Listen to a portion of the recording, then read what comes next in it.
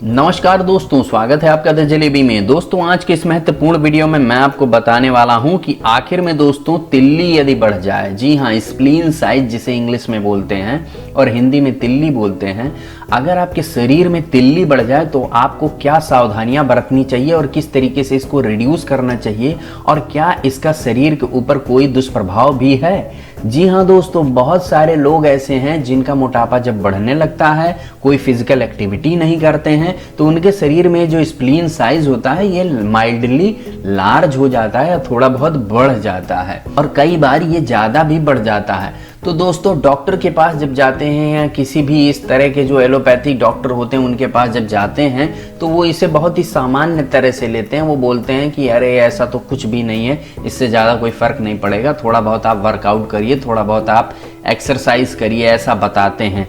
लेकिन दोस्तों मैं बता दूं, आयुर्वेद कहता है यदि तिल्ली बढ़ती है आपकी, यदि आपके शरीर में स्प्लीन साइज बढ़ता है तो आपके शरीर में हीमोग्लोबिन का स्तर 8 से ऊपर पहुंच ही नहीं पाएगा। जी हाँ दोस्तों, जिसके भी शरीर में स्प्लीन साइज बढ़ गया है उसके शरीर में हीमोग्लोबिन का स्तर नहीं बढ़ेगा, चाहे वो जितना खा लें, चाहे जितनी आयरन की गोलियां ले लें, चाहे जितना चुकंदर का जूस पी लें, अनार का जूस पी लें, कोई फर्क नहीं पड़ने वाला। उनका यदि तिल्ली का साइज बड़ा है, स्प्लीन साइज यदि लार्ज है, तो यकीन मानिए उनको कोई फायदा नहीं होने वाला, कितनी भी दवाएं खा लें, और थकान हमेशा लगी रहेगी, शरीर में कमजोरी रहेगी।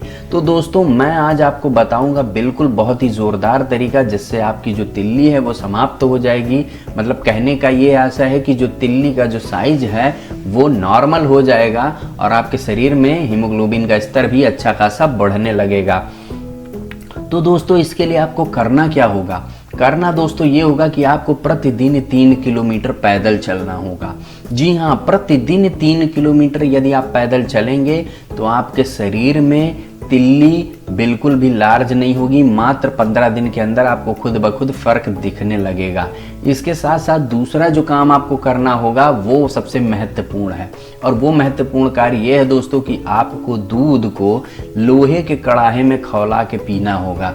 जी हाँ, दूध को लोहे के कड़ाहे में खौलाकर कम से कम रात को सोने के पूर्व 1 गिलास दूध गुनगुना अच्छे से, मतलब उसको खौला लीजिए और उसके बाद उसे थोड़ा नॉर्मल हो जाने दीजिए, क्योंकि ज़्यादा गर्म पीना उचित नहीं रहता, इससे रात में स्वप्न दोष होने की संभावना होती है। तो थोड़ा सा कम ठंडा हो जाए उसके बाद उसे पीजिए दोस्तों। उसमें जो आयरन कंटेंट होगा वो इतना ज़्यादा होगा कि वो आपके तिल्ली की समस्या को भी समाप्त कर देगा और शरीर में हीमोग्लोबिन के स्तर को भी बढ़ा देगा। तो दोस्तों ये मेरी महत्वपूर्ण जानकारी शेयर कर दीजिए, क्योंकि आजकल के समय में दोस्तों बहुत सारे लोग हैं जो तिल्ली के माइल्डली इनलार्जमेंट की समस्या से परेशान हैं। इसके कारण उनके शरीर में हीमोग्लोबिन का स्तर बढ़ नहीं पाता, क्योंकि हीमोग्लोबिन सही से बढ़ता ही नहीं है, बनता ही नहीं है।